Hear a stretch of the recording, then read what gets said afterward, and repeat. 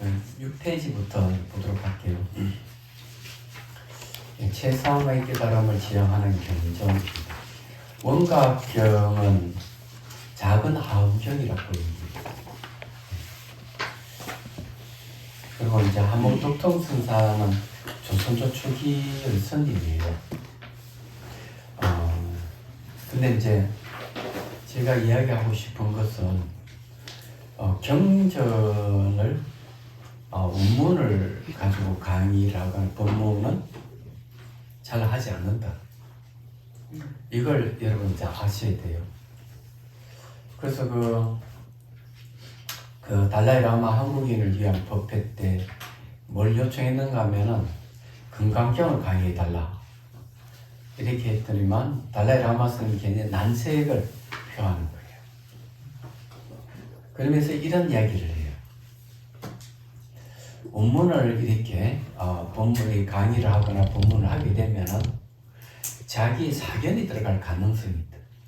이야기하지만 그런 부처님 가르침을 왜곡할 가능성이 많다. 그래서 항상 경전을 강의를 하거나 법문을 할 때는 이 주석서를 봐요. 옛날 큰 스님들이 주석한 주석서를 근거해서 봐야만이 그 오류를 줄일 수가 있다. 이렇게 이 얘기를 하는 겁니다. 그래서 이제 강원에도 이제 이 원각경 함어회가 이 교과서로 나와 있지 원각경이 그게 강원 교재로 들어가 있지는 않아요. 얘기하자면 그런 거죠. 그래서 이게 이제 그만큼 원정 강독을 하면서 주석서 없이 강의하는 굉장히 어려운 겁니다. 이게 쉽지 않아요. 그래서 이게 이제 한모독통선사가 이제 추석을 한 것이기 때문에 이걸 근거로 해서 정확하게 경전의 그 뜻을 얘기를 할 수가 있다. 얘기하자면 그런 거죠. 그래서 대성기신론도 대성기신론 해동서 이렇게 해서 보지 대성기신론만 딱 보지를 않는데 주석서를 보죠. 능경도 능경 개한소가 있어요. 개환 스님이 이 주석한 게 있어요. 그걸 보지 능경을 보지 않습니다. 능경은 특히 이게 이 19조, 9조를 맨처로 되어 있기 때문에 굉장히 이게 뭐가 있냐면은 이 압축되어 있기 때문에 이걸 그냥 봐도 아무도 모르는 거예요. 주석을 봐야만 그렇구나 이럴 정도예요. 그래서 이런 것이 이제 많다는 거죠. 그래서 이제 경전 원전을 공부를 하더라도 주석서를 반드시 봐야 된다.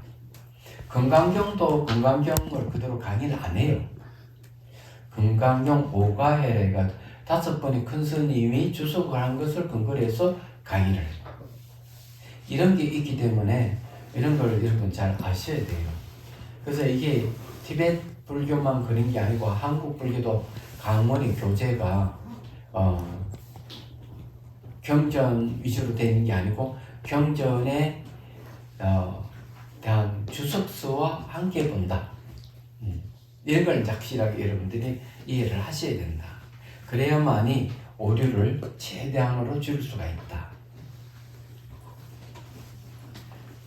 거기 한번 이제 읽어보겠습니다. 최상의 깨달음을 지향하는 경전에서 우리나라의 불교를 성교 양종이라고 하나 교종이라 말해지는 강사가 강원에서 가르치는 과목이 모두 선종의 소위 경전이고 조사 의록이다. 자, 이 말은 무슨 말인가 하면은 원각경 함어회가 선종의 소위 경전이다. 금강경 오가에도 마찬가지, 금강경도 그렇고요. 삼위가 사집 사교 대교가 모두 선을 위한 교이기에 따로 독립된 교종이란 말할 수 없는 것이다. 원각경우는 사교라고 하는 게 이제 있어요. 사교는 이제 이 원각경이 들어가고요, 금강경이 들어가고 대성기신론이 들어가고 그 다음에 이제 하나 더 들어가는데. 법화경. 예. 법화경 아니라. 어? 법화경. 법화경. 법화경? 네, 아니에요. 법화경은 안 들어가요. 하엄경은 대교에서 보는 거고요. 네. 보자. 원각경, 금강경. 네. 이거는 분명히 대성 기신원에 들어가고 하나 더 보는 게 있는데 까마득히 해서 기억이 안 나네. 강당을 떠난 지 하도 오래돼가지고 생나만 말씀드릴게요. 그래서 여기에 사교 가운데 하나로서 12보살이 원각을 성취하기 위한 수행 점차를 묻고 부처님께서 거기에 대한 답변을 하신 것이다. 그 내용이 최상의 깨달음을 지향하는 소중한 경전인데도 많이 독송하지 못했던 이유는 법화경이나 금강경처럼 공독 찬이 없었기 때문이다. 한번 도통성사가 원각경 풀이를 하여 원각의 진목력을 드러내어 아쉬움을 달랬으나 문장의 한문이기에 현 시대 사람들은 보기가 어려웠다. 이 경전 안에 무변하고 각소현발이라는 말이 있고 또한 일체 중생이 개정 원각이라는 말이 있는데 이게 이제 무슨 말이냐면은 끝없는 허공은 깨달음에서 나타난 것이다. 이런 그럼 허공에 나타나면 거기에 흙, 물, 불, 바람 4대 요소가 나타나서 이 세계를 구성하게 되는 거죠. 말하자면은 그 다음에 일체 중생 개정 원각이라 하는 건 다 원각을 정독했다는 말은 뭔가 이 원교에 해당합니다. 그러니까 원만한 가르침 이제 뭐 대성 중에 대성 시교 동교가 있는데 그 다음에 이제 원교라 하는 게 있어요. 원교의 특징은 뭐냐 이러면 우리는 벌써 갖추고 있다. 원각을 다 정덕에 갖추고 있다. 이걸 얘기를 합니다. 그래서 원각경을 원교의 최상의 경지에 들어가는 거예요. 이게. 모두 통방의 정안을 갖추지 않고서는 풀 수 없는 화두이다. 통방정안이라 하는 건 동서남북 사방팔방을 쫙 그냥 깨뚫어 볼 수 있는 바른 안목, 이 바른 안목을 갖추지 않고서는 풀 수 없는 화두다. 화두라 하는 건 말과 생각 이전의 소식을 얘기합니다. 그 말과 생각 이전의 소식을 그저 풀이하면 불생, 불멸, 불구, 부정, 불감을 얘기해요. 내용. 그걸 이제 불성이니 원각이니 이런 걸 하지만은 그것을 화두라고 얘기하는 거는 화미의 반대잖아요. 화두는 이 생각 이전 이런 뜻이고 언어 이전이라는 뜻인데 화미는 바로 이제 말꼬리 이런 이야기예요. 그래서 설사 원각이라든지 불성이라든지 이런 용어를 쓰면 화미가 되기 때문에 그런 걸 방지하기 위해서 화두라는 용어를 지시대명사를 씁니다. 수행자들에게 그래요. 교학하는 입장에서는 그냥 뭐 불성, 뭐 원각, 본래 명모 이런 거 막 쓰긴 하는데 실제 수행에 들어가면은 그런 용어를 쓰면은 화미로 떨어진다. 그러니까 말꼬리를 떨어지면은 그 불성이라든지 원각이라든지 이런 걸 실체화시켜서 보는 오류가 발생하기 때문에 이런 용어를 그냥 원각이 화두란 말을 쓰는 거예요. 그게 이제 수행하는 데 있어서 아주 중요한 요체입니다. 그래서 이 경에 나오는 작지인멸이라는 말도 공부의 차례를 말하는 뜻하는 알고본 모두 직지인심 견성성분의 묘체이다. 작지인멸은 뭔가 잘못된 수행에 대한 잘못된 수행을 이제 작지인멸이라고 얘기합니다. 그러니까 경계를 짓고 그 다음에 이제 생각이 일어나지 않게 엉두르고 그 대상에 다 맡겨버리고 무조건 다 소멸시켜버리고 이러는 거는 올바른 수행이 아니다. 이런 그게 이제 공문이 나옵니다. 아마 보안보살장이 나올 것 같습니다. 이 부분은. 그래서 굉장히 중요해요. 이게 공부 그래서 이것도 이제 마음을 바로 봐서 성품을 보아 부처를 이룬다는 묘체다 이 말이죠. 원순 스님이 이 경을 현대인을 위해 번역한다 해도 오인분상 깨달은 사람의 시각에서 이런 얘기죠. 보면 경 자체가 군말인데 하물며 이 글을 새긴다니 설상가상이 아닐 수 없다.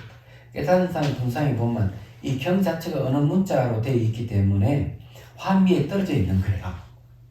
그래 잘못 오인할 수 있다 얘기죠. 근데 하물며 당신이 이 글을 갖다가 새긴다고 하니까 이게 설상가상이다 했죠.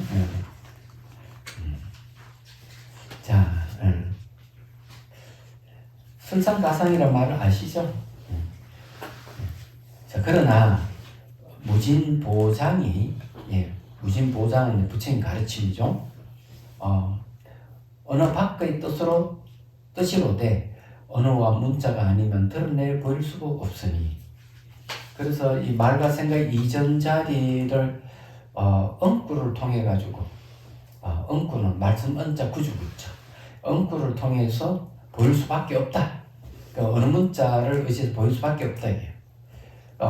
그 말은 뭔가 하면 깨닫지 못한 사람들에게는 어쩔 수 없이 어느 문자를 지남으로 삼아야 된다 이런 얘기예요.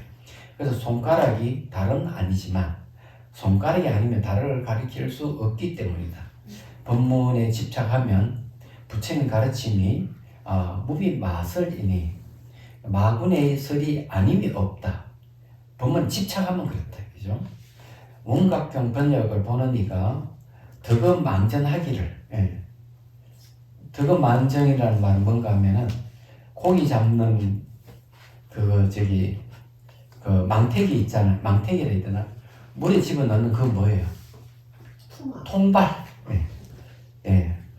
그 통발을 이렇게 어느 문자란 통발을 물에 집어넣어가지고 고기를 이렇게 얻듯이 그렇게 되기를 간절히 바란다.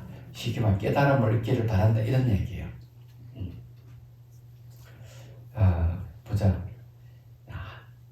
자, 순능견 문자외 원각경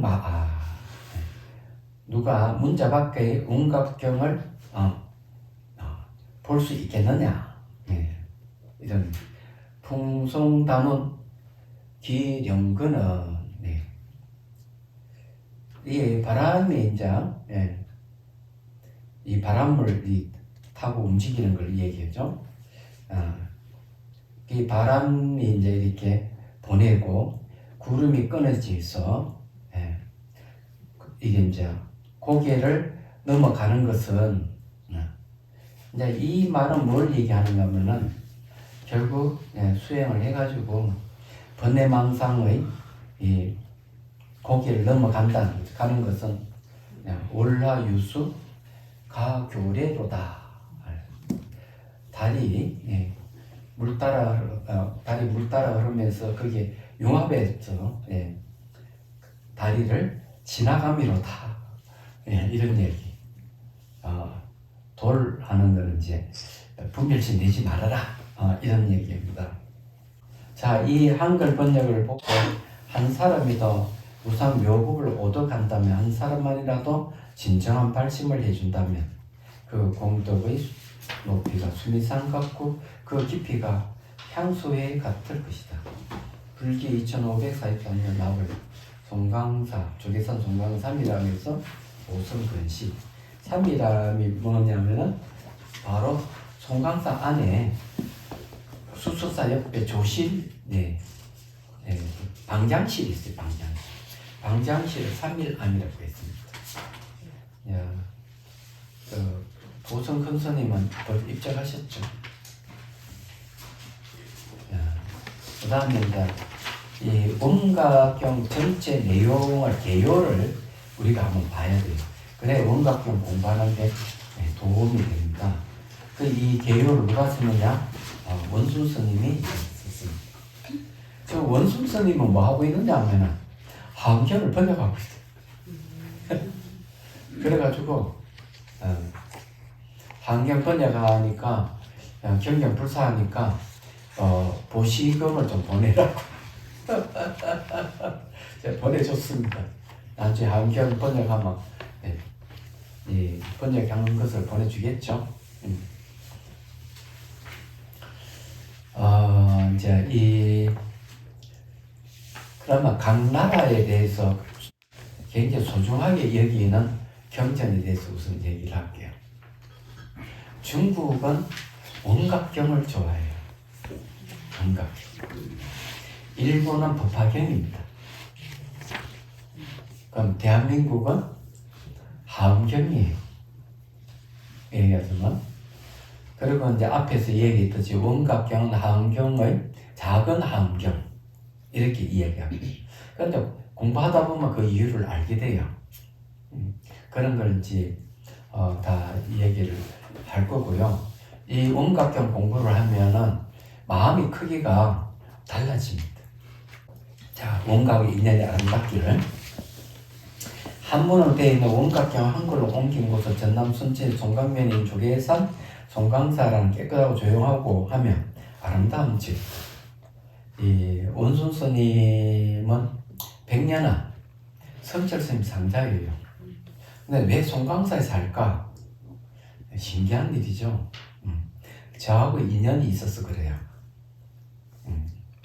그래서 그 원순 스님을 강사로 영입하기 위해서 그때 형고 스님이 이제 송강사 주지를 할 때예요. 그래서 제가 찾아가서 자, 원순 스님이 강의를 잘하고 식견이 탁월하기 때문에 강사를 영입하고 싶다. 그러면은 지금 몸이 좀 안 좋고 기침도 하고 이러니까 저를 인을 암자를 주시오. 그랬어요. 그러니까 형고 스님이 내 얘기를 듣더니 주겠다고. 그래서 그 인을암에 주석을 하면서 번역을 하고 다 한 거예요. 이게. 근데 지금은 인을암은 불타고 없어졌습니다. 알고 보니 이게 무허가 건물이라서 그냥 방치되어 있어요. 돼 있는데 어쨌든 그 인을암은 굉장히 추억이 서린 곳이에요. 그래서 거기에 이제 한 번씩 올라가면은 대나무가 있고 한적하고 굉장히 좋아요. 나쁜 점이 하나 있어요. 햇빛이 잘 들어오지 않는다는 단점이에요. 그렇지만은 굉장히 정감이 있는 암자입니다. 그래서 이제 저녁쯤 되면은 제가 알아서 내려가요. 시계 안 보고도 알아요.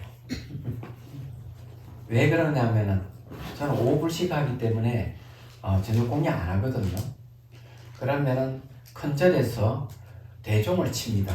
그냥 대종 소리는 안 들려요. 그러면 그 대종의 파장이 인을 전해져요. 몸으로. 그러면 지금 또 대종을 치고 있구나. 그럼 내려가. 그러면 애불시가 됐단 말이에요. 그래서 이제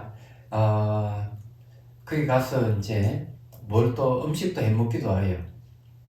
그 송강사 좋은 점이 뭔가 하면 그 밑에 이제 버섯이죠, 버섯. 그게 무슨 버섯입니까? 포고버섯. 포고버섯 밭이 있어요. 그러면 올라가다가 포고버섯을 따가지고 올라가죠. 올라가서는 이제 그걸 어떻게 하느냐. 밑에 밥을 이렇게 깔고 레시피를 내려놓는데 공개하는 거예요. 깔고 그 다음 치즈를 올리고 그 다음에 버섯을 올리고 위에 치즈를 좀 더 올리고 그래가지고 프라이팬에다 굽으면은 피자가 되는데 그게 왜 환상적인가 하면은 갓 뜯은 포고버섯은 향기가 기가 막히는 그 원순쌤 이야기는 여기서 냉장 속에 넣어서 하루 지나도 그 향기가 없어지지 않는다. 이렇게. 그냥 가끔 한 번씩 그렇게 해서 먹고 차 마시면서 이런저런 얘기를 하고 그래 아주 훌륭한 도반입니다. 자, 티 없이 깨끗한 마음이 모여 아름다운 세상을 만드는데 송강사는 이 마음이 원형을 가꾸는 청정 도량이다. 티없는 아름다움을 간직하여 친진하고 청정 그 마음이 바로 원각이니 송강사는 원각의 도량이라 할 수 있다. 인연이 있기에 이 도량에 살게 되고 이 도량에 있는 원각의 빛으로 밝고 향기로운 삶이 구현되니 원각의 행자가 됐다. 원각의 도량 송강사나 원각경에 등장하는 모든 보살들이 어울려 항상 하음의 세계로 장엄하고 있다. 원각경을 일체 중생을 대표해서 12보살이 등장하여 원각을 성취하는 수행 절차를 묻고 부처님께서 답변하신 내용으로 구성하는 데에 장엄한 하음 세계를 펼치고 있는 송강사의 사부대중들의 원각경의 보살에 비유하여 원각경 계율을 설명해 보도록 하겠다. 자, 여기 이제 수행 차제에 대해서 질문이 쫙 나옵니다. 제가 이제 인도 달람살라에 가기 전에 2002년도에 송강사 강주 소임을 그만둘 때요. 그만두기 전에 원각경 강의를 끝마치고 가감하게 사표를 내고 어디를 갔느냐 이러면은 바로 인도 달람살라로 갔습니다. 안내해 준 스님이 이제 정산 스님이에요. 그래서 같이 가가지고 이제 가게 되는 동기도 여러 가지가 있지만은 그 중에 청전 스님이 밥 한 끼는 자기 책임지 주니까 오라. 그 말에 속기대가 쪄서 간 거예요. 여러분 밥 한 끼 먹는다는 게 대단한 일입니다. 말하자면 수행하러 갔거든요. 갔는데 제가 거기 가게 될 목적이라는 게 있습니다. 1년 살며 수행함에 있으면서 달라이 라마 스님 법문도 듣고 티베트 스님들하고 만나서 이야기도 하고 그쪽에 이제 수행처 히말리아 이제 동굴 수행처를 이제 청전 스님과 같이 이제 히말리아를 해가지고 부탄까지 갔다 왔죠. 그리고 28개의 나답 사찰을 방문하고 이렇게 했는데 기초부터 수행하고 관련되는 내용들입니다. 그래서 그걸 인연을 해가지고 그 다음에 그러니까 2003년도부터 한국인을 위한 법회가 열리기 시작했어요. 2000년도에 이제 달라이 라마 스님 만나서 대화를 하고 그러면서 이제 1년에 한 차례씩 내가 그 석천사 진옥 스님이 우리 강당 학인들을 위해서 10년 동안 외래 강사로 강의를 해주셨는데 내가 10년 정도는 내가 도와야 되겠다는 생각을 했어요. 거기에 다른 목적이 있었던 거예요. 이 수행 체계를 이거 세워야 되겠다. 수행 단계 같은 거. 왜냐하면 이게 다 다른 거예요. 원각경 다르고 능가경이 다르고 조금씩 달라요. 대성기신호는 다르고 해시밀경 뭐 조금 다르기 때문에 능경도 그렇고. 그래서 이것을 일목요연하게 하나로 완전히 이렇게 해통하고 싶은 마음이 있었던 거예요. 그 중에 하나가 원각경이 들어갑니다. 얘기하자면 그래서 나온 게 뭔가 하면은 차명상에 일미를 깨닫는 일각사실 지도복이 차명상에 등장하는 게 처음부터 끝까지가 바로 그거예요. 그 중에 하음경도 들어갑니다. 예, 다 봤기 때문에. 그래서 거기서 강의를 들으면서 이제 알게 된 게 이제 이 수습차제라는 게 있어요. 수습차제라는 조그만 책이 있는데 이건 누가 쓰는가 하면은 이제 여러분들하고 수행에 대한 얘기를 많이 할 겁니다. 그 뭐가 있나 하면은 그 연하생 대사, 연고세 연하계 대사입니다. 카마라 실라라 그래요. 연하계 대사의 수습차제라는 책이 있어요. 그거 가서 알았어요. 그리고 이제 그걸 보다 보니 또 뭐하고 관련되는가 하면 해시밀경이 또 등장합니다. 해심일경 소가 매우 중요하다는 사실을 알게 됐어요. 그래서 원칙 소에 따른 해심일경이라는 지금 번역서가 나온 이유가 그거예요. 제가 그냥 막 책을 낸 게 아니고 그런 수행 체계를 세우고자 하는 열망에서 하는 겁니다. 거기에 또 다른 게 뭐냐면 내 수행 경계를 알아보고자 하는 마음이 있어요. 이야기하죠. 누구도 가르쳐주지 않았고 내가 이파사나 수행에도 도저히 이파사나 수행에서는 그런 경계가 나타나는 게 없기 때문에 그랬었습니다. 지금은 이제 알게 됐지만 그래서 이제 이 원각경을 너무 재밌게 봤고 그래 이제 비태인에서 강의를 하고 그게 인도 달람살로 가게 된 게 이제 그런 인연이 있다는 걸 이제 말씀드리는 겁니다. 그래서 여기 수행에 대한 얘기가 바로 그런 이야기입니다. 자, 원각의 도량. 송강산 원각경에 등장하는 모든 보살들을 어울려 항상 하음의 세계로 장마하고 있다. 그래서 이 원각경은 작은 하음경이라고 해요. 원각경 일체 중심을 대표해서 12보살이 등장하여 원각을 성취하는 수행 절차를 묻고 부처님이 답변하신 내용으로 구성되는데 이거 좀 다 했죠. 장엄한 하음 세계를 펼치고 있는 송강산 사부대중을 원각경의 보살을 비유하여 원각경 기회를 설명해 보도록 하겠습니다. 자, 지혜의 상징 문수보살. 원각경 1장에서 지혜의 상징인 문수보살이 등장한다. 국제선언으로 쓰이는 송강산 무순전은 세계 각국에서 온 문수보살이 모여 새벽 2시에 일어나 예불을 마치고 참다운 지혜로 부처님이 되고자 인지법행의 참선 수행에 들어가는 것이다. 인지법행은 원인 인자에 땅지자 쓰죠. 그러니까 원인의 땅, 그 땅지자는 뭔가 하면 마음을 얘기합니다. 그래서 인지의 법을 행한다. 이런 얘기, 선수행 출발을 얘기합니다. 이거는 인지의 상대되는 말이 과지입니다. 결과의 땅, 그 깨달음을 얘기하죠. 그래서 이제 거기에 국제선언에 항상 문수전에서 수행하는 거죠. 인지법행이란 자신이 온각으로 부처란 사실을 믿어 성불을 할 수 있는 검돈 수행의 첫 출발을 점을 말한다. 문수보살장에서 대다른 인문이 있어 온각이라고 하니 일체 청정한 진여와 보리와 열반 및 바람들이 여기에서 흘러나온다라고 하였는데, 자, 대다른이 인문입니다. 대다른은 총지라고 하죠. 그러니까 글자 속에 수많은 심한 뜻을 포함하면 짧은 문장, 이런 건 다란이라고 그러고요. 그 다란이 문하는 거는 다란이 문으로 들어가면 이제 깨달음으로 들어가는 길이에요. 얘기하자면 이것을 다른 말로 하면 원각이다.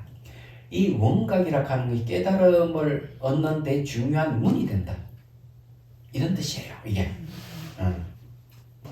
그래서 그 원각에서 뭐가 나오는 일체 청정한 진여가 보리, 열반 및 바람물이 여기서 흘러나온다 이랬어요. 자, 보리는 깨달음이고요. 열반은 불사를 얘기하죠. 이 보리와 열반을 이것을 둘을 이렇게 합하면 진여가 됩니다. 그 다음에 이제 진여, 보리, 열반이 바람밀이 되는 거예요. 얘기하죠. 그래서 이게 말만 이렇게 나눠져 있지만 서로 통하게 되어 있습니다. 제가 여러분들이 얘기하고 싶은 거는 해통이에요. 모아서 하나로 통하게 하는 게 아주 중요하다. 이게 아주 중요한 얘기다. 왜냐하면 이 경전을 보고 뭐를 볼 때 이거 다루고 저거 다루고 머리가 아프잖아요. 그래서 이것저것은 말만 다르지 내용 같은 내용을 얘기하고 있다. 이렇게 모아서 하나로 통하게 하는 걸 해통이라고 해요. 해통을 잘 하는 사람이 영리한 사람입니다. 그런 사람이 학문할 수 있는 학문을 할 수 있고 그런 사람이 수행을 할 수 있는 능력이 있는 사람들이에요. 그래서 여기에 진여의 다른 이름이 보리입니다. 보리는 깨달음을 얘기하죠. 또 보리의 다른 이름이 열반이다. 이렇게 보면 돼요. 단지 어떤 차이가 있느냐 하는 거죠. 진여에는 불변수연, 바뀌지 않는 마음과 인연을 따르는 두 가지 모습을 가지고 있는데 그 인연을 따르는 수연을 통해서 깨달음이 일어난다. 그래 본인은 수연하고 관련되는 거예요. 열반은 뭔가 하면은 진여의 불변, 바뀌지 않는 마음, 불변하고 관련되는 거예요. 이야기하지만 그렇게 이제 그 다음에 이 진여불이 열반 자체가 번뇌를 없애는 효과가 있다. 그래서 바람일이 나옵니다. 바람일은 번뇌에서 벗어난다, 괴로움에서 벗어난다 이런 얘기예요. 요즘 말로 하면 쉽게 얘기하면 그런 뜻이에요. 그래서 이것을 그냥 하나로 해통했습니다. 뭘? 원각이라고 해통한 거죠. 원각 하나로 해통해서 원각이 다 나온다. 이런 이야기입니다. 그 안에 깨달음도 나오고 수행도 나오고 죽지 않는 불사의 본연의 마음도 그게 다 나온다. 그러니까 원각이 뭐예요? 바로 수행의 문이 되는 거죠. 원각은 우리한테 갖추지. 원만한 깨달음은 우리가 다 갖추져 있는데 갖추져 있는 마음이 갖추져 있는 마음이 뭐라? 바로 그것이 수행의 원리가 된다. 이런 얘기입니다. 라고 하였는데 바로 자기의 마음이 원각이라는 사실을 확신하고 올바른 선정에 들어가면 삼매에 있던 그 자리에 선정하고 삼매는 좀 성격이 조금 다르지만 거의 사촌지간이라고 형제간이라고 보면 돼요. 똑같이 마음의 고요함을 얘기합니다. 선정에 들어가면 삼매에 있던 그 자리에 부처님이 앉아 계신다는 뜻이다. 이때 이 삼매는 뭔가 마음의 본성이 항상 고요하다는 삼매를 얘기합니다. 그럼 새벽마다 문수전 가득의 온각경의 보현보살로 화연하실 부처님이 앉아 계십니다. 그래서 수행자들 거기 모여서 수행한다. 이런 얘기예요. 그래서 이게 이제 지혜를 얘기를 합니다. 그런데 여기서 이야기하지 않는 부분이 뭐냐면은 지혜보살이 문수보살 왜 처음 등장하느냐 하는 문제가 있다. 지혜가 바로 인도하는 겁니다. 수행자를 깨달음으로 첫 입문자를 위해서 길을 안내하는 걸 얘기해요. 그래서 지혜가 굉장히 중요한 거예요. 자, 보살행이 뛰어난 보현보살. 자, 보살행이라는 것은 보리심을 행하는 일을 얘기합니다. 이제 보현보살이에요. 보현보살은 부처님의 다른 모습으로 봅니다. 여기 12보살이 전부 다 부처님의 화현으로 봅니다. 그런데 이 보현보살의 특징이 뭐냐면은 바로 실천 수행을 얘기하는 거죠. 자, 온각경 2장에서는 보살행으로 유명한 보현보살이 등장한다. 새벽 3시 첫 시간의 입설을 마친 선방에서 포행 주피를 치면 그 동시에 성스럽고 당당한 도랑석 소리가 도량을 가득 채우게 된다. 맑은 용어를 흔들어대는 말로 표현할 수 없는 차분한 감동의 물결이 가슴에서 저 우주 시방세계로 확장되니 이 소리를 듣는 자 시방세계와 하나 된 가슴 벅찬 체험을 하게 됩니다. 근데 왜 원순 스님이 이런 선방에 대한 얘기를 왜 하느냐 하면은 여기서 자연이 있습니다. 저하고 관계가 있다. 예.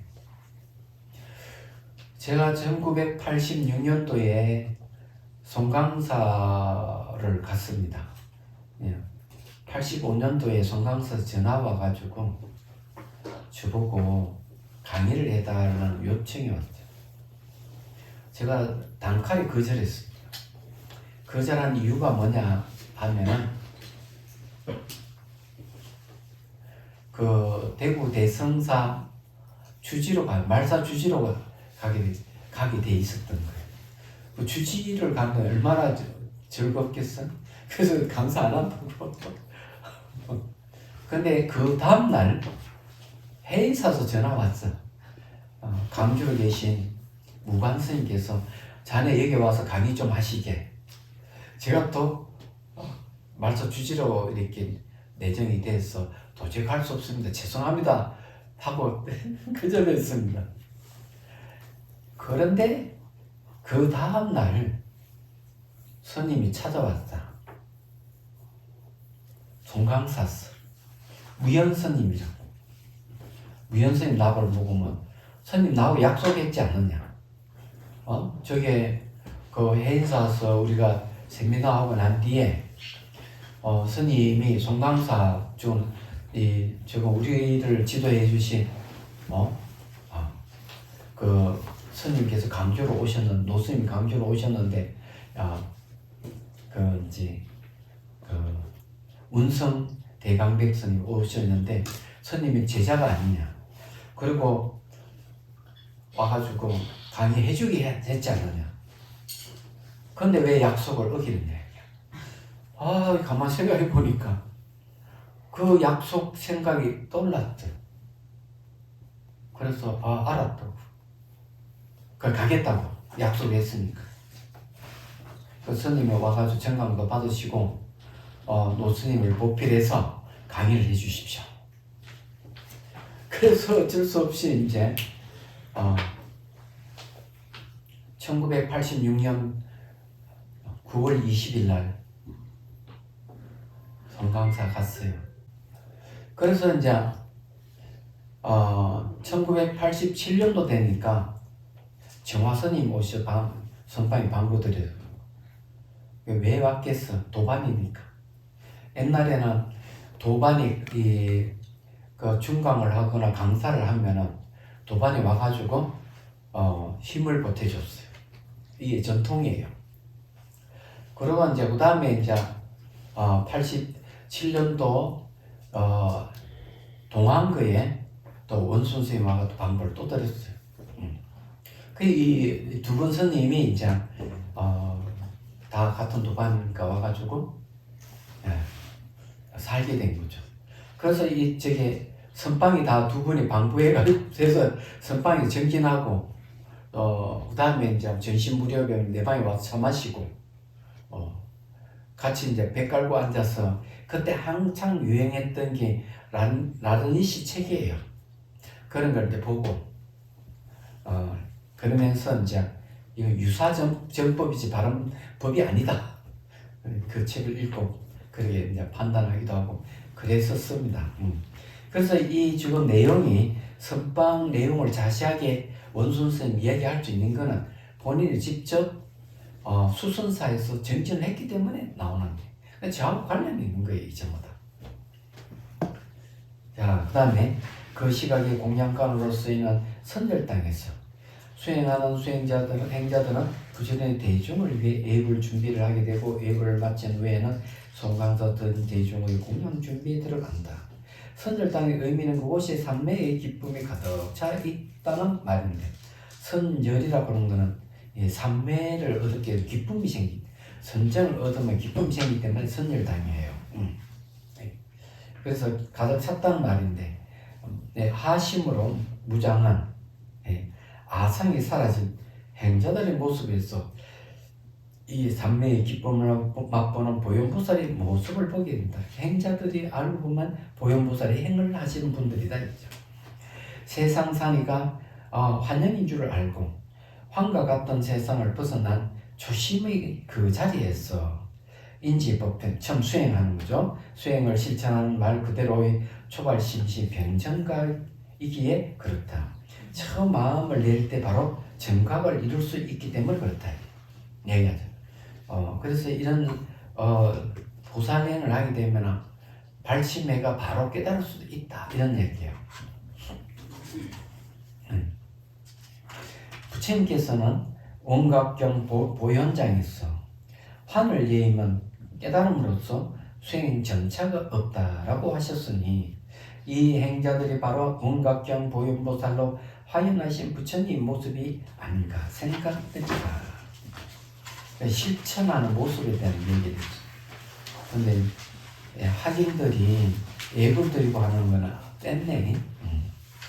빠졌네. 뺀 게 아니고 나올 수도 있겠다. 자, 10페이지. 환과 같은 세상을 그대로 아는 보안보살 들어갑니다. 세 번째 보살이에요. 온각경 3장에서 환과 같은 세상을 그대로 아는 보안보살이 등장한다. 대행정위패 수순사는 눈푸른 정진납자들이 환 같은 세상을 지혜로운 눈으로 두루 관하고 있는 곳이다. 그 납자들은 새벽 3시에 시작한 포연을 마치고 입정을 알리는 죽비 소리에 맞춰 선쟁에 들어간다. 그리고 강당 학인들로 철수원자 및 사부대중이 대웅전에서 친절한 신심과 함께 울력으로 울리는 새벽 예불 소리에 선정산매소에서 그 모습을 관하게 된다. 참 표현이 멋있어요.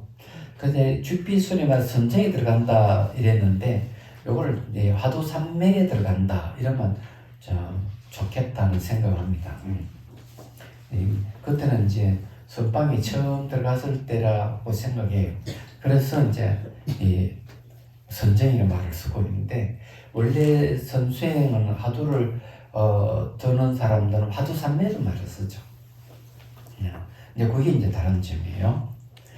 자, 황 같은 세상의 실상을 알고자 중생들이 열심히 황 같은 수행을 하고 있는 것을 보게 된다.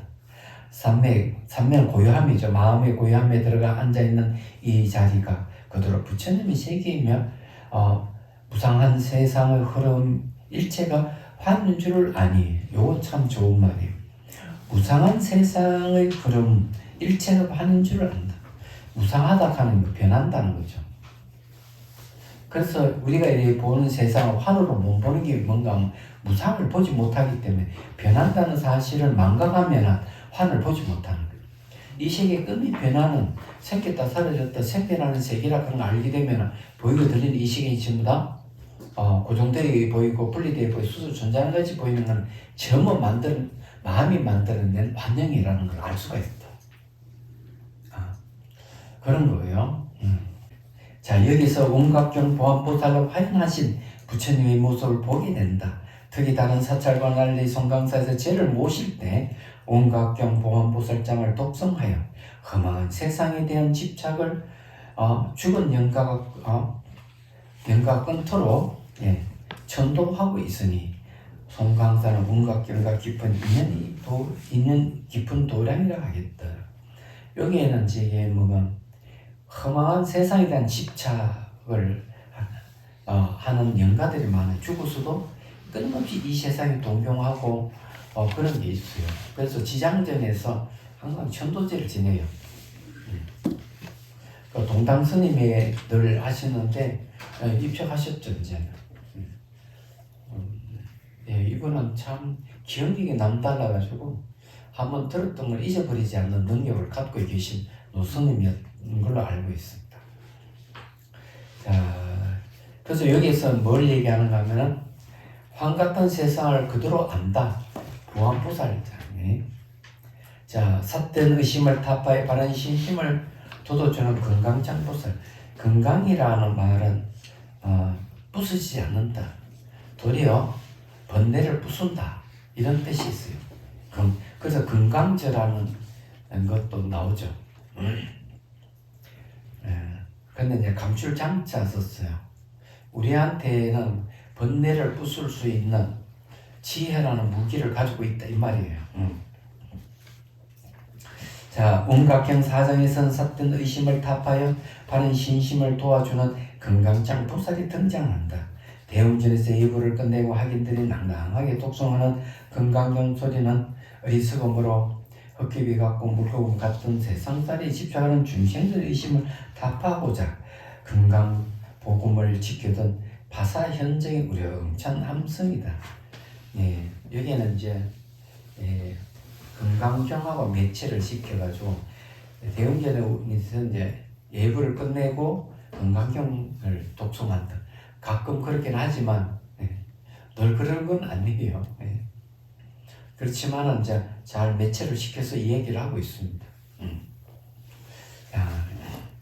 그래서 건강경 소리는 어리석음으로 헛기배 같고 물고기 같은 세상살이에 집착하는 중생들의 의심을 타파하고자 건강복음을 지켜던 바사 현정의 우렁찬 함성이다.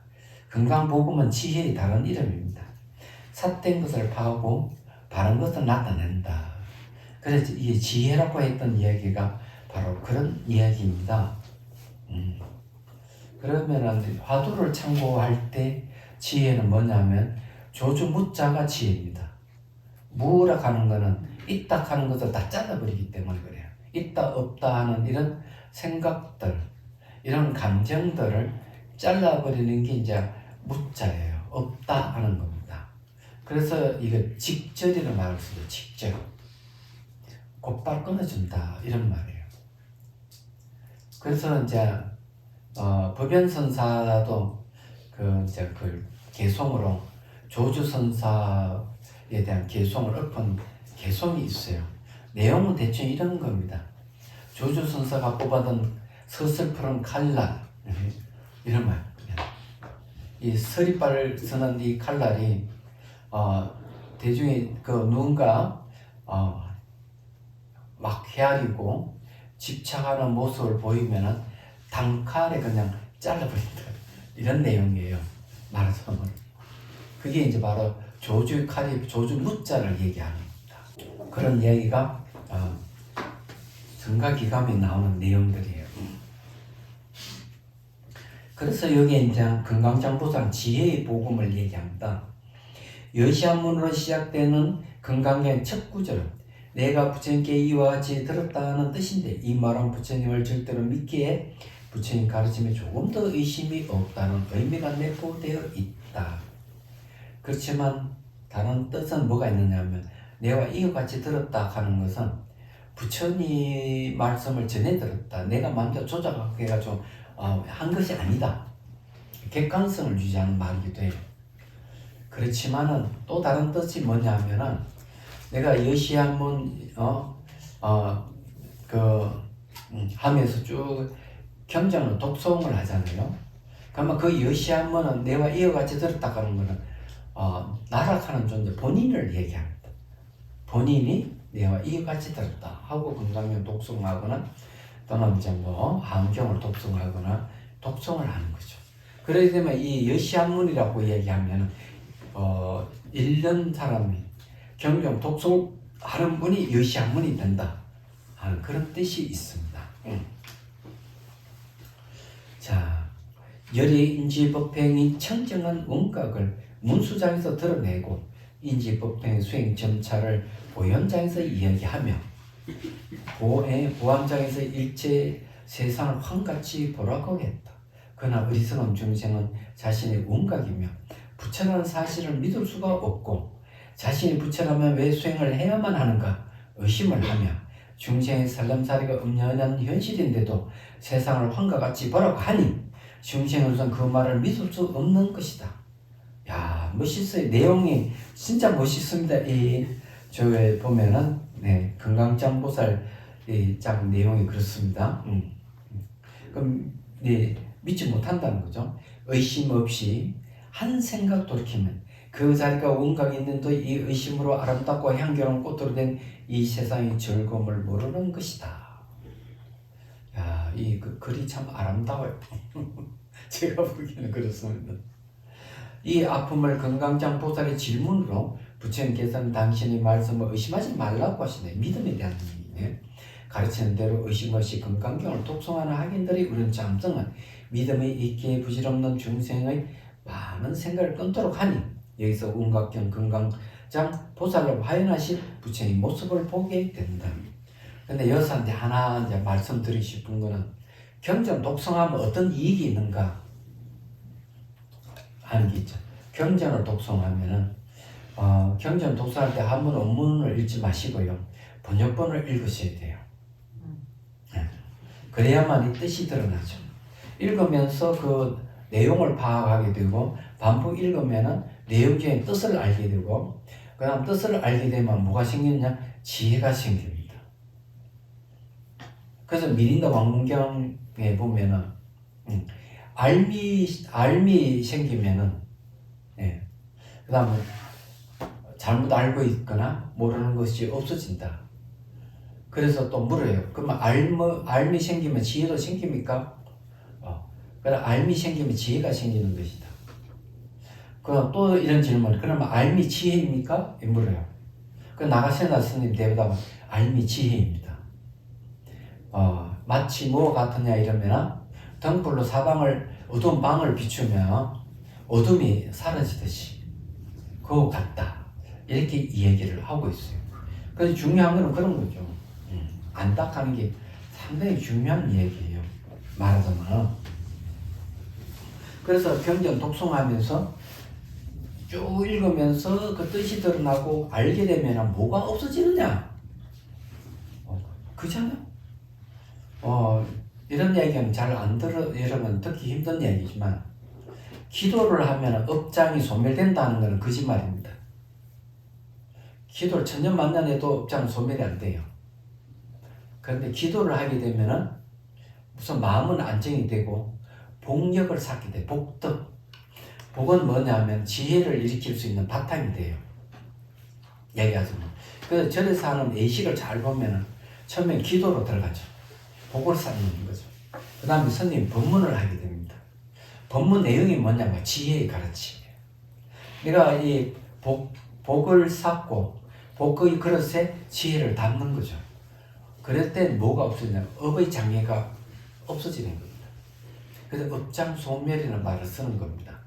그래서 경전 독송에서 그 뜻을 알게 되면 업장소멸이 된다 하는 겁니다. 근데 이것을 아주 극대화한 게 뭐냐면은 선문답을죠. 경전이 엉구, 조사 어록의 엉구.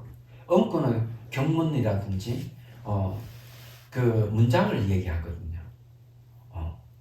말씀 언자 구줄 구자란 말이에요. 이런 그 엉구에 진여의 뜻이 담겨져 있는 엉구는 탁 들으면 그 마음이 열릴 수가 있어요. 그 수행을 오래 한 사람들은 법문 듣기만 해도 체험이 오는 거예요. 바로. 수행을 처음 하시는 분은 바로 오기 어려워요. 그런 면이. 그래서 수행을 꾸준히 해야 되는 거죠, 이게. 그래서 경전 독송이 굉장히 중요합니다. 한마디로 얘기하면은. 자, 그 다음에 이제 한번 읽어볼게요. 애욕을 자비로 바꿔주는 미륵보살. 자시보살이죠. 5천억 년 후에 용화세계가 열리고 미륵보살이 자시부처로 출현한다 이렇게 되죠. 메시아입니다. 마이뜨리아가 나중에 메시아로 바뀌어요. 그래 유럽에 기독교가 생길 때 메시아라는 개념이 이 미륵하고 관련되는 겁니다. 그 5천억 년 후는 놀랍게도 지구가 소멸하는 시기예요. 얘기하자면. 그래서 기시경인가 어떤 경전에 보면 아니 불이 타가지고 지구가 소멸한다. 그럼 우리 중생들 어디로 갑니까? 이제 질문이 있다. 그 부처님께 하시는 말, 걱정하지 말아라. 우리 중생들은 또 다른 환경으로 이동한다. 이렇게 이 얘기를 하고 있어요. 이동하는데 아마 그 세계가 용화세계일 가능성이 많습니다. 그리고 그때쯤 되면은 중생들이 근기가 아주 수승해지고 높은 경계에 가 있다는 얘기죠. 그래서 이제 얼마든지 다른 환경으로 이동한다고 얘기를 하는 거예요. 그럼 미륵신앙이 지금도 있습니다. 그런 걸 바탕으로 해서 대종교 같은 그런 것이 탄생하고 그런 알고 보면. 자, 원각경 5장에서는 애욕을 자비를 바꾸어 주는 미륵보살이 등장한다. 집사에서 나오는 애욕은 중생을 크게 5가지로 구별하게 되는데 여기는 그 나름대로 중생의 고통이 있다. 오성차별이라는 것은 유식에서 얘기합니다. 그 상유식에서 얘기하죠. 성유식에서는 얘기를 안 해요. 성품 성자를 얘기하는 유식에서 얘기 안 하고 모양상 상유식에서는 유식은 뭔가 하면 오직 만분은 다른 경계가 없다 이런 얘기. 그게 오성차별을 하는데 오성차별 안에 뭔가 하면 중생을 깨달을 수 없다 하는 부분이 있어요. 어떤 중생을 얘기하느냐? 깨달을 수 없는 중생이 있어요. 봅시다. 그래서 이제 이걸 비판하는 게 누가 비판하는가 하면은 원칙선님께서 원각경이 아니라 해심일량 소에서 어떤 중생도 다 깨달을 수가 있다. 그걸 차별해가지고 오성각별성 내세워 끼칠 수 없는 중생을 내세우는 잘못이다 하고 비판을 하죠.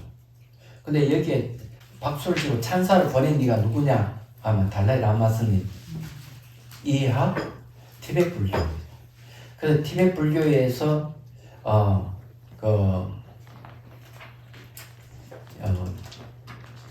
이 스님은 세친보살보다 대시밀경 소를 서신 누구라 했죠?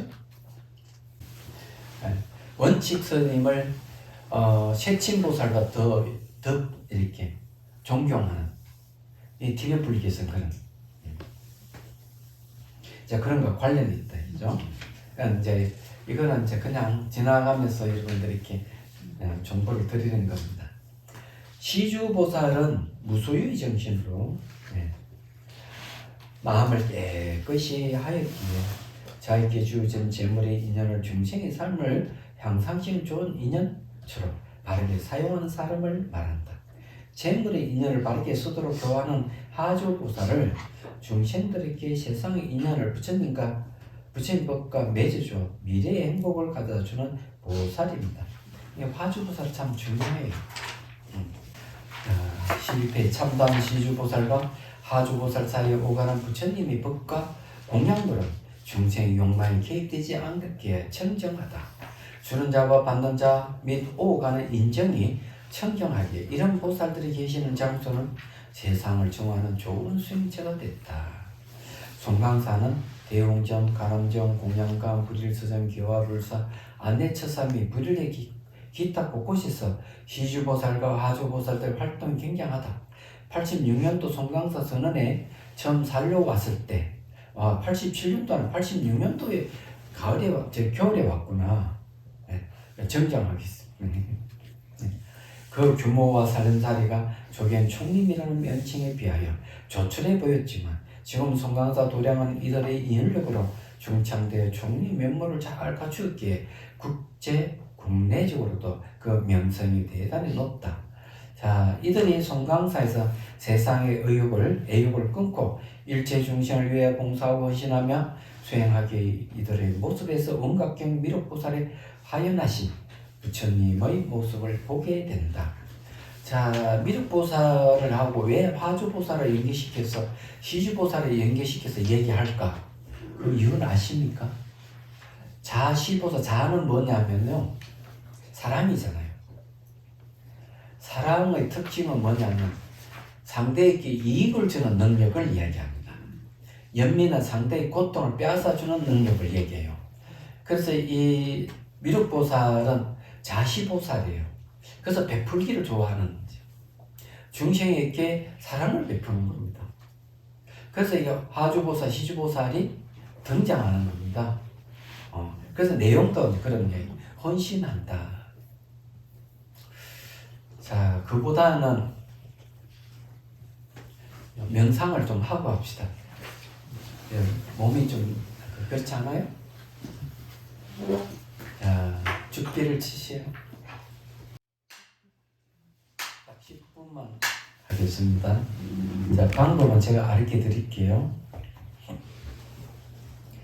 숨을 들이쉬고 내쉬고,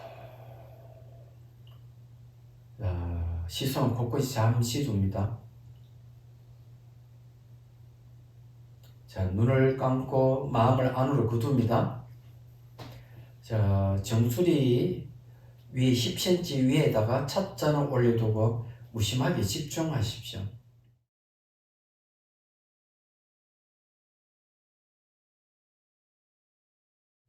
찻잔이 작을수록 좋아요.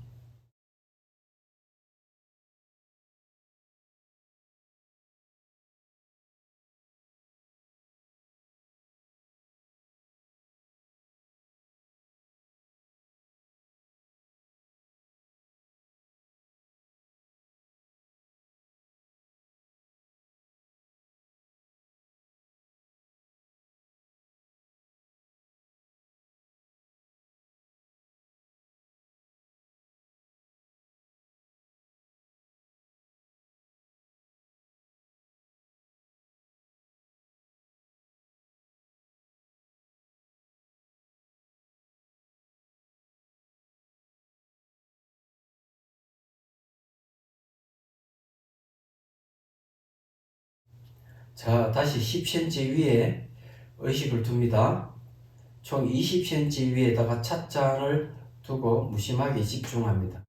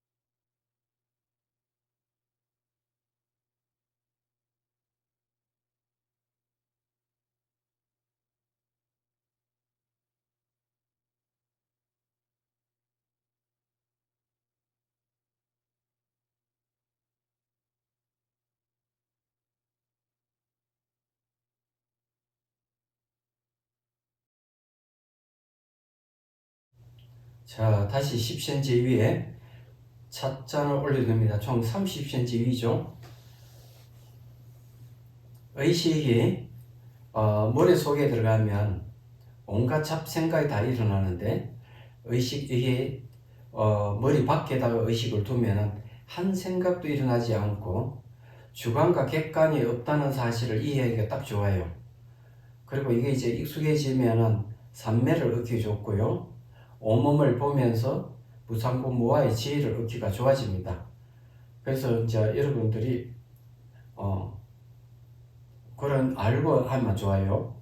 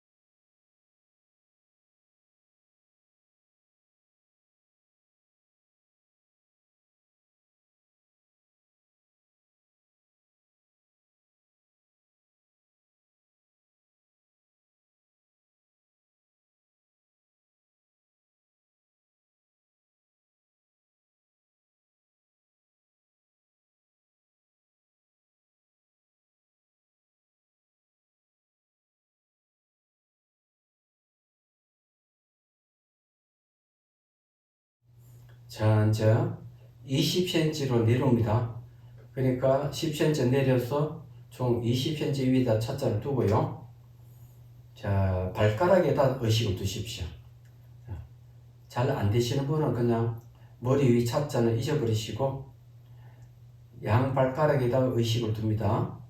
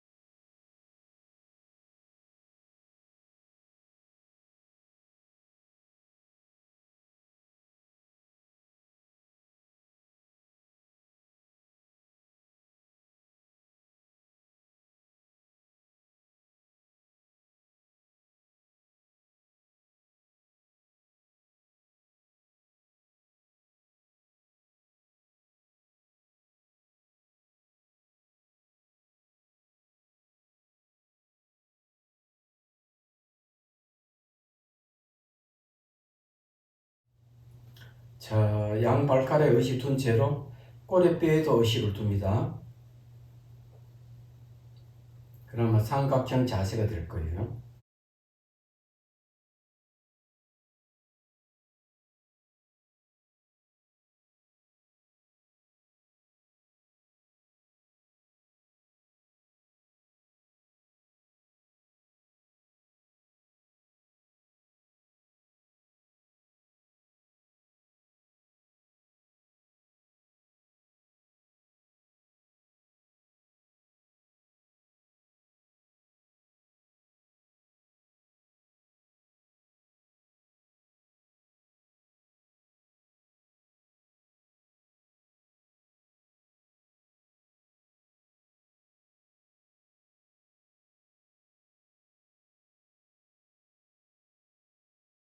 자, 양발가락 꼬리뼈에 의식을 둔 채로 20cm 위에 찻잔을 두는 걸 다시 돌아갑니다.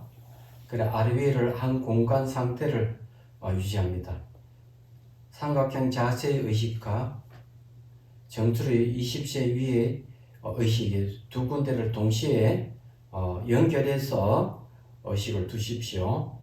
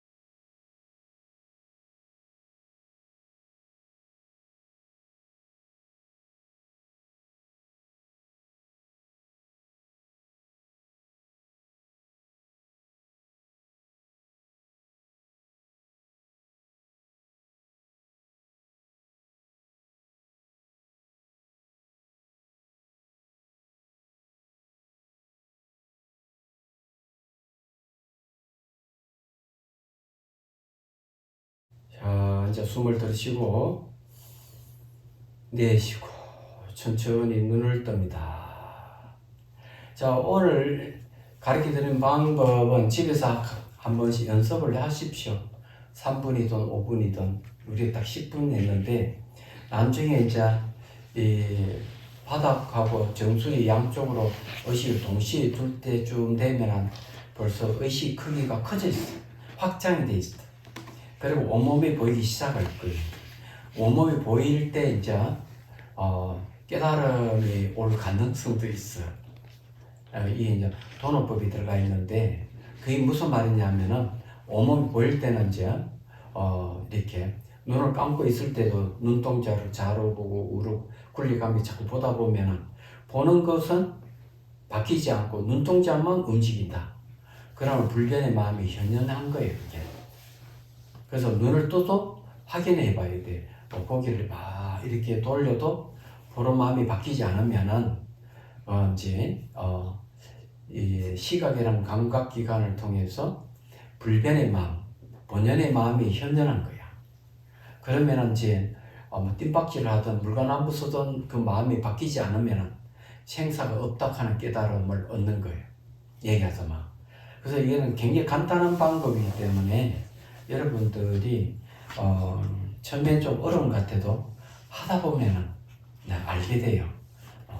이제 그렇게 하다 보면 이제 그 이제 진공이라고 하죠. 예, 진공은 열반의 다른 이름이기도 합니다.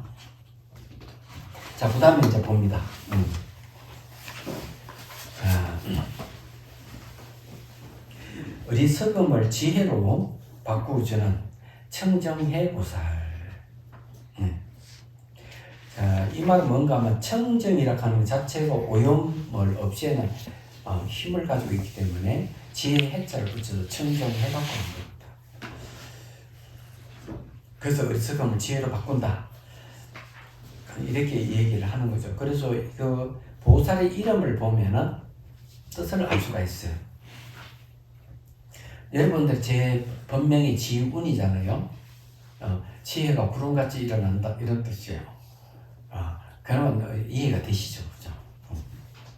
자, 원각경 6장에서는 어리석음을 지혜로 바꿔주는 청정해 보살이 등장한다. 청정해 보살의 질문으로 오성차별의 중생 고통을 제거할 수 있는 불치견을 부처님께서 설파하여 각성의 모든 깨달음 성품의 모든 중생을 수순하게 한다. 오성차별로 수행의 점차 차별이 있다고 하지만 이런 어리석은 중생이 알루마리에 얽매이고 보살은 깨달음에 매여 있기 때문이다. 그러므로 부처님은 중생의 허망한 마음을 내지 않으면 그는 현재의 보살이다라고 말씀하셨대. 오성차별은 이제 부처가 될 수 있는 성품, 보살이 될 수 있는 성품, 성문 영각이 될 수 있는 성품, 그 부정성이라 해가지고 결정되어 있지 않는 성품, 마지막에는 이제 깨달을 수 없는 천재라는 말을 씁니다. 깨달을 수 없는 중생, 이렇게 5입니다. 해청당의 뜻은 바다같이 청정한 마음을 쓰는 사람이 모여 산다는 의미로 이 해청당이 근반이고요. 여기서 공양이 해청당에서 공양을 하게 되고 강의도 이 해청당에서 이루시고 그렇습니다. 자, 모여 산다는 의미로 지금 대교반이 거주하는 곳이다.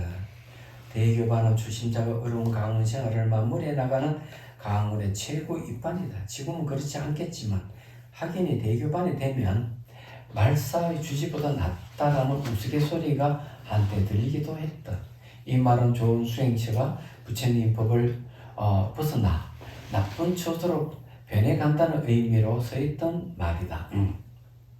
이는 위에서 잘못 배우고 잘못된 배움이 밑으로 전해졌기 때문이 아닌가 생각된다. 행복하게도 현재 성강 강원의 대교반은 수행 일익에 붙은 윗반답게 예불, 울력, 강경 등 기초 수행의 모든 일에 모범을 보인다. 이게 이제 1986년도 일을 이렇게 이제 표현했는데 제가 강주를 취임하면서 다 바꿨어. 몽땅. 어떻게 바꿨냐? 그 예불 들을 때 이제 어간에는 큰 스님들이 있고 양옆에는 학인들이 서 있지만 대교반을 제일 앞에 부처님 가까이 앞에 세웁니다. 그 전에는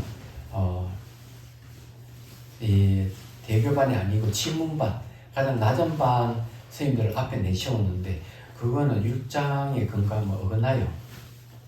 왜냐하면은 일찍 출가한 분이 부처님에 더 가까운 자리에 앉게 돼 있어. 그걸 바꿨어. 그렇게 되면 이제 그건 무슨 말인가 하면 대교반에서 솔솔솔 모범을 보이라. 뒤에서 지켜본다. 이런 뜻이 담겨 있어, 그 안에. 그 다음 포사를 할 때도 치운반 제일 밑에 반이 뒤에 앉는데 뒤에 그냥 앞에 앉고 대교반 뒤에 앉는 그런 말 안 된다. 역시 대교반 제일 앞에 앉아야 된다. 성납에서 높기 때문에 이 율장이 나오는 얘기예요. 그래서 다 이렇게 바꿨습니다. 얘기하자면은 내가 바꾸는데 자기들은 무슨 할 말이 있겠어? 내가 율사고 강사인데 율사잖아요. 율장대로 하는데 무슨 말을 하겠어요? 그래서 저는 이 바를 정자가 많은 사람입니다. 바르지 않으면 고치기다. 바로 그냥. 자, 그래서 이제 지금은 이제 이렇게 자리를 다 바꿨다. 이렇게 생각하면 돼요. 그래서 여기 이제 아마 모범을 보인다고 이랬죠. 그리하여 송감사를 거쳐가는 많은 분들이 한국 미래의 청정 성간상을 본다고 하여 실제 생활보다 과찬의 소리를 많이 듣고 있다. 이는 받아왔던 마음에 지혜로 가득 차있는 대교반 학인들의 청정의 보살의 화연으로 해청당에 상주하고 있기 때문일 것이다. 이들에게 원각경의 청정의 보살로 화연하신 부처님 모습을 보게 된다. 아마 이거는 이제 86년도의 모습이 아니고 거기에 제가 주의 스님한테 찾아가서 강당을 크게 새로 지어 주십시오. 해천당 너무 작기 때문에 안 됩니다. 그러니까 그때 형고 스님 주지할 때는 두툴두툴 하더니만 지었어요. 그러면서 뭐라고 하는 내가 7칸을 지으려 했는데 땅이 안 나와서 6칸밖에 못 지었다. 6칸도 굉장히 큽니다. 이거보다 한 2배 이상 클걸요? 엄청난 크기예요. 말하자면. 그래서 대교반은 이제 저쪽에 해청당에 거주하고 나머지는 칠문 44교반은 이제 그게 새로 만든 거기에서 이제 강경하고 공부를 하는 곳이에요. 이제 거기에 이제 이 이름을 정해사로 지어서 정해사, 정해 결사하듯이 정과 해를 닦는 집 이런 소리입니다. 정해사란 말이. 그런데 이제 거기에 그렇게 했는데 그래 보니까 이게 담장이 없으니까 많은 사람들이 와가지고 여러 보는 일이 벌어지니까 학인선들 동원해가지고 송강사에 대나무가 많았어요. 지금은 없는데 대나무를 전부 다 잘라가지고 담장을 만들었다. 지금도 그 담장이 있어요. 해창당 뒤에도 담장을 만들었다.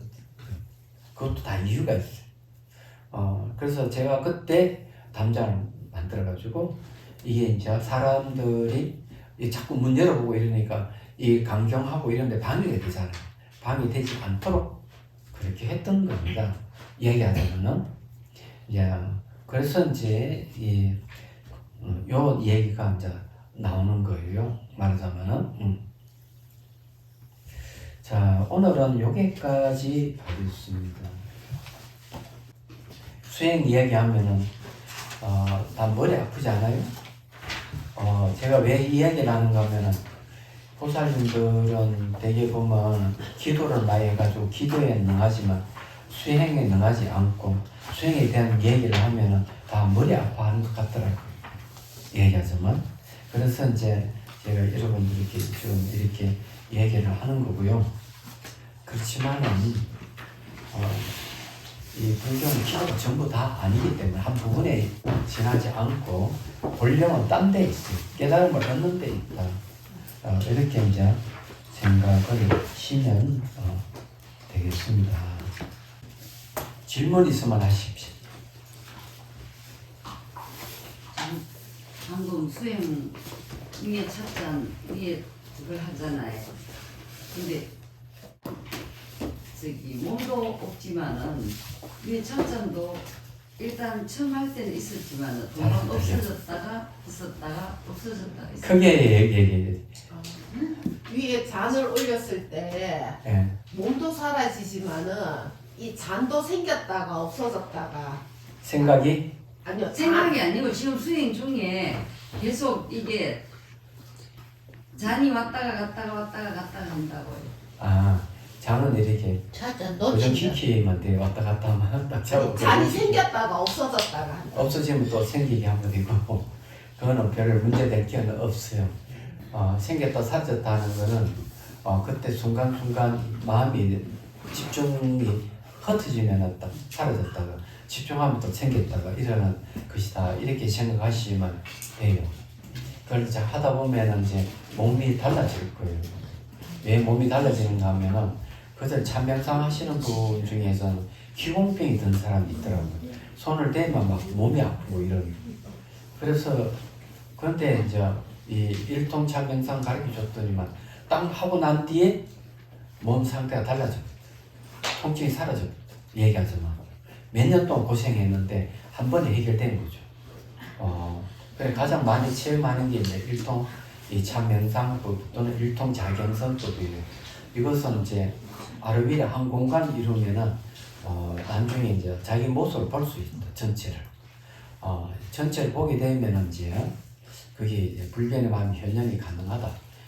왜 그러냐 하면은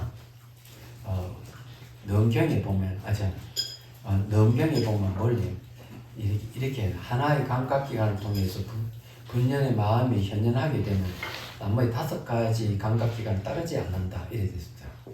그래서 총 6개의 감각기관으로 사물을 보는 거는 정말 차별 경계가 나타나요. 눈을 보면 밝고 어둡고 뭐 막히고 트이고 그다음에 뭐 맛없고 맛이 변하고 귀에도 멀리 들리고 가까이 들리고 이런 게 있는 거야. 근데 불변의 마음이 현현하면 이건 바뀌질 않아요. 생로병사가 없습니다. 없기 때문에 이거를 하려고 그러면은 결국 불변의 마음이 감각기관을 벗어나서 감각기를 의지하면서 막 감각이 벗어나 있는 거예요. 그래서 감각기관을 6개의 감각에 따르지 않는다. 이렇게 얘기를 하고 있거든. 그러면 처음부터 아예 의식을 정수리에 올려놓으면은 마음이 감각기관에서 벗어나잖아. 생각해보잖아. 감각기관을 벗어나기 때문에 그래서 계속 훈련하다 보면은 마음 자체에 보는 성질이 있는 거예요. 보고 아는 성질이 있단 말이에요. 그래서 이제 그렇게 하다 보면 이제 보는 성품이 현현할 수가 있죠. 그래서 쉬운 방법이에요. 근데 위를 안 올려놓고 정수리에서도 계속 화나면서 계속 거기에 여기 앞에 볼 필요가 없어요. 차찬을 보셔야 되고, 집중하라는 말, 무심하게 집중하라는 말이 그러고, 그 다음에 이제 양발가락 꼬리뼈 삼각형 자세가 되면 그거하고 머리하고 한 공간을 이뤄야 돼요. 그러니까 의식이 커지는 거예요.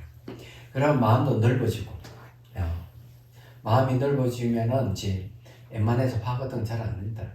얘기하자면 감정은 또 그만큼 자유로워진다.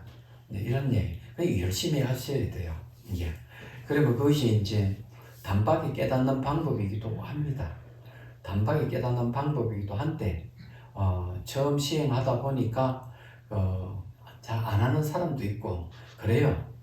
그래 스승이 가르쳐 주면 하면 이익이 되는데도 불구하고 안 하는 사람은 그만큼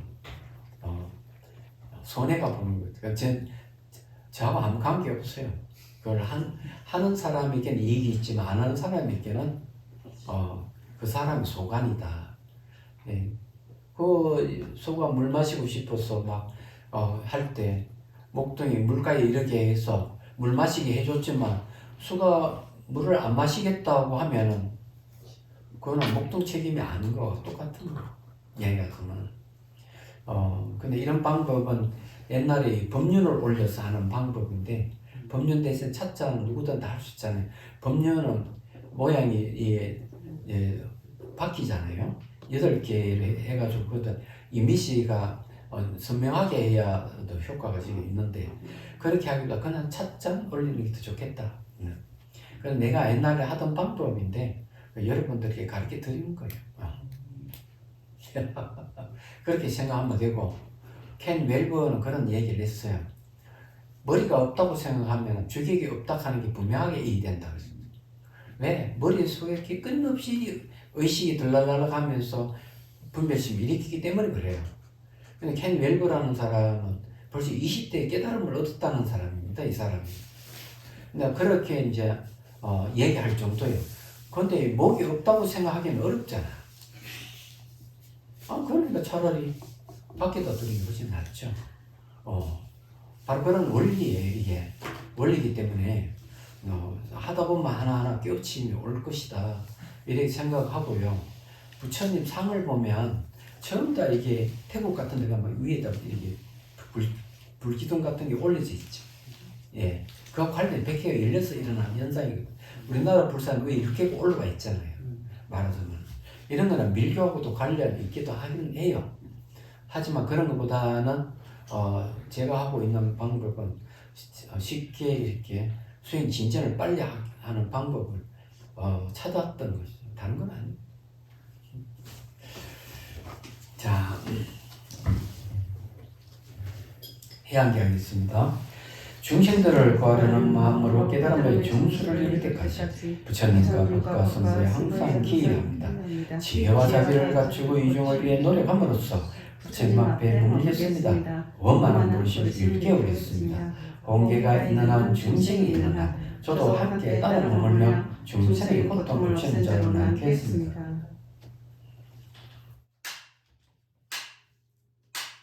수고하셨어요.